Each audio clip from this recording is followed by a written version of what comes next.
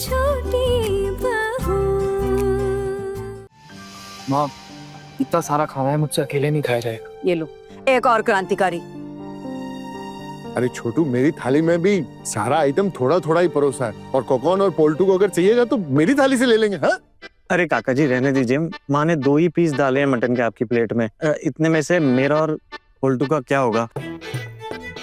वो तो मैं ऐसे ही कह रहा था कि मटन की खुशबू बहुत अच्छी आ रही है। वैसे किसने बनाया है? और कौन बनाएंगी? हमारी चारों जीजी ने बनाया, जो सबका खाना बनाती है। और वैसे भी इनके हाथ के सिवा किसी और के हाथ में कहाँ स्वाद है। कम तेल का, कम मसालों का, बहुत अच्छा खाना बनाती है ये। हाँ। तेरा मुंह बंद नहीं रहेगा, है ना? चलता ही रहेगा। एक बार इसकी जबान चलनी शुरू हो जाती है तो रुकती नहीं है, चलती ही रहती है कैंची की तरह। इसके अलावा और आता भी क्या है? हमेशा मैं क्यों गलत लगती हूँ आपको? क्या मेरी बात हमेशा गलत होती है? जो भी मैं बोलती हूँ बस गलत ही होती है। और चुप। चलो चलो खाना शुरू करो, खाओ। कब आ रहे हैं तेरे पतिदेव? आज रात को ही आ रहे हैं। अच्छा, आज रात को ही आ रहे हैं? फोन किया था तूने? नहीं, उन्होंने किया था ना फोन मुझे। घर वालों को बताया? हाँ, उन्होंने खुद फोन करके बताया इन लोगों को। वो क्या है ना, ये लोग मुझे बताए या नहीं, और बताए भी तो कब बताए क्या पता। वैसे वो यहाँ पे होते हैं ना तो सबके लिए मछली मटन ये सब कुछ लाते हैं। बुरा लगता है दीदी, हम औरतों का छोड़ो, कम से कम घर के बच्चों के लिए और मर्दों के लिए तो ला ही सकते हैं ना। क्यों छोड़े? पूरी जिंदगी अपनी छोटी छोटी खुशियां छोड़ते ही तो आ रहे हैं हम। इतना सब कुछ अच्छा अच्छा बनाते पर हम ही रह जाते, और हम तीनों को ही कभी कुछ ढंग से नहीं मिलता खाने को। और हफ्ते में एक बार वो टूटी हुई मछली का टुकड़ा मिल जाए तो बहुत है ना हमारे लिए। कौन सा? वैसे कौन से टूटे हुए मछली के टुकड़े के बारे में बात कर रही हो तुम? तो वो माँ, वो मच्छी तल रही थी ना ये, तो एक टुकड़ा गिर गया था, बस वही बता रही थी। कैसे खाना बनाती हो तुम? संभल कर काम नहीं कर सकती? ध्यान कहाँ होता है तुम्हारा? अब मछली का टुकड़ा चाहे टूटा हुआ हो या ना हो, जाएगा तो पेट में ही ना, है ना? वैसे भी हमें थोड़ी ना खाना है, जिसे खिलाना था उसे तो दे दिया।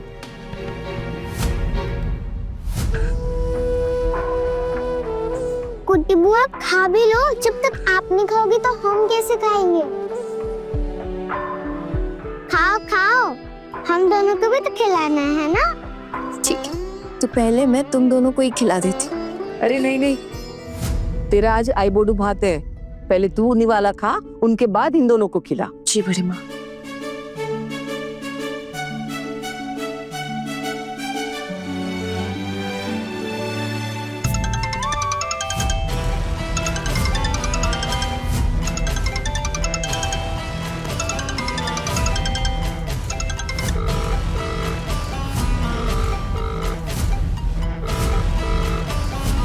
फोन उठाओ आना, फोन उठाओ। तुमने मेरा फोन काट के अच्छा नहीं किया, इसका अंजाम बहुत बुरा होगा। क्या हुआ? किसका फोन था? काटा क्यों तूने? इस वक्त कौन फोन कर रहा है तुझे? नहीं नहीं बड़ी माँ, कोई नहीं है। कोई नहीं है मतलब? पक्का इसके होने वाले पति ने फोन किया होगा। वाह, शादी के पहले ही बढ़िया यारी हो गई है अपने होने वाले पति के साथ। आज उसका भी आई बुढ़ो भात होगा ना, इसीलिए वो पक्का पता करने के लिए फोन कर रहा है कि उसकी दुल्हन ने खाना खाया कि नहीं। अब रहा नहीं जाता दोनों से। नहीं नहीं चाची, ऐसा ऐसा कुछ भी नहीं है।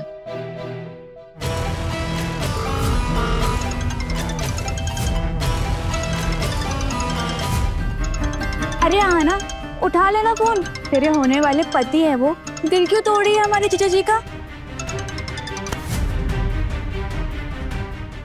अगर अपना भला चाहती हो तो फोन उठाओ। ये कितनी बार फोन आ चुका है, एक बार उठा ले, क्या पता कोई जरूरी काम हो। अब नहीं भाभी, वो स्कैम वालों का फोन आ रहा है। वो आते हैं ना कंपनी वालों के, लोन ले लो, ये ले लो, वो ले लो, इसलिए फोन कट कर दिया मैंने। बस दिखा तो मुझे, कौन सी कंपनी का फोन है, दिखाएगी? अब नहीं भाभी, छोड़िए ना, रहने दीजिए, मैंने वैसे भी फोन काट दिया है। आप लोग भी खाना खा लीजिए ना, कितना टाइम हो गया है। अब मैं भी खा रही हूँ। हाँ बहू, मैं सब लोगों का खाना लगा देती हूँ। पहले खाना खा लो। आप सब लोग बैठ जाइए, मैं खाना लेकर आती हूँ। चाची मैं भी आपकी हेल्प कर देती हूँ। हाँ, आजा।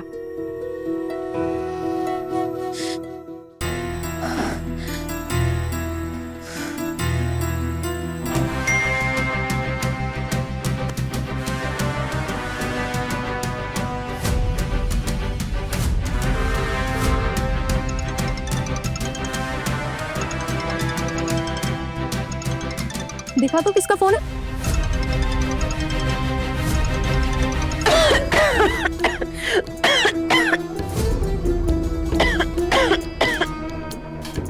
पानी।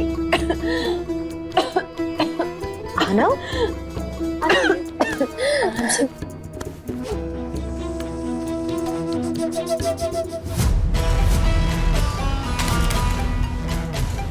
अब क्या चाहिए इसे इतने साल बाद?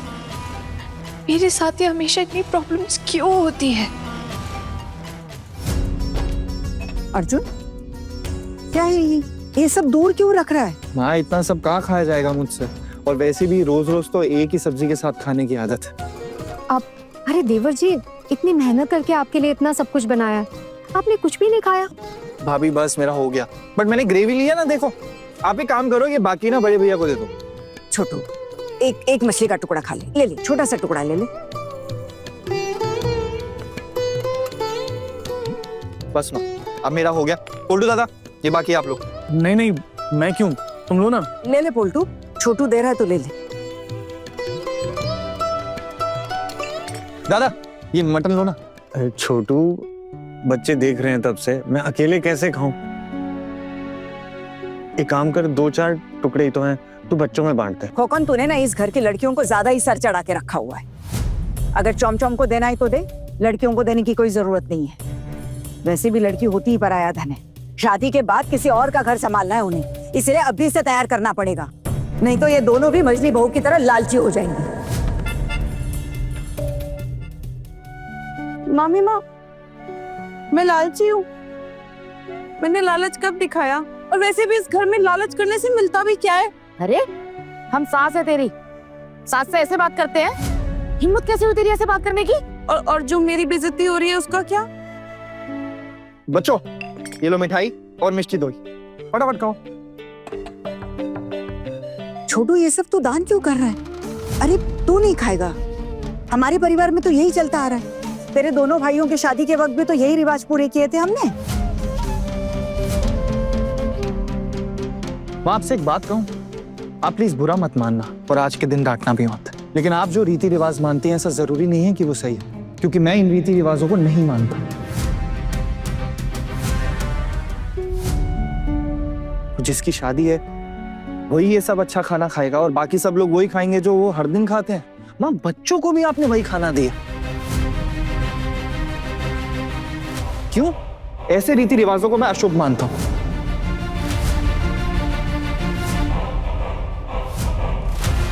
फ्यूचर में ससुराल जाकर इनको ढंग से खाना मिले या ना मिले, ये सोचकर हम इन्हें आज ही ढंग से ना खाना खाने दें,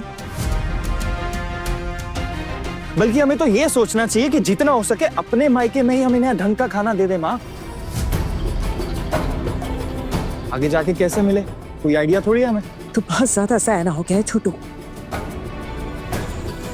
लेकिन तुझे क्या पता कि घर कैसे चलता है। आप सही कह रही हैं माँ, मुझे नहीं पता कि घर कैसे चलता है, लेकिन मुझे इतना पता है कि अगर मेरी थाली में अच्छा खाना और पास बैठे बच्चों की ना हो तो ये खाना मेरे गले से नहीं उतर सकता।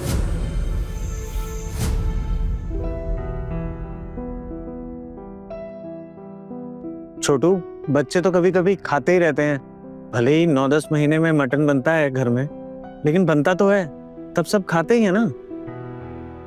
सही कह रहे हैं बिल्कुल बड़े भैया, जब भी बनता है तो दोपहर के खाने में 1 पीस मटन और 1 पीस आलू, और रात के खाने में 1 पीस आलू और बस बची कुची ग्रेवी। अरे ये सब क्या लेके बैठ गए तुम लोग? शादी का माहौल है घर में, छोड़ो ये सब। हाँ लेकिन ये बहू की जुबान इतनी क्यों चल रही है आज? हम कहाँ कभी कुछ बोलते हैं चाची, लेकिन इसका मतलब ये नहीं है कि हम गूंगे हैं, इसीलिए कभी कभी जबान चल जाती है हमारी। मैं इन दोनों को हमेशा समझाती हूँ कि इस घर में हमारी बातों का कोई महत्व नहीं, लेकिन दोनों मेरी सुनती ही नहीं है। तो क्या करूं मैं?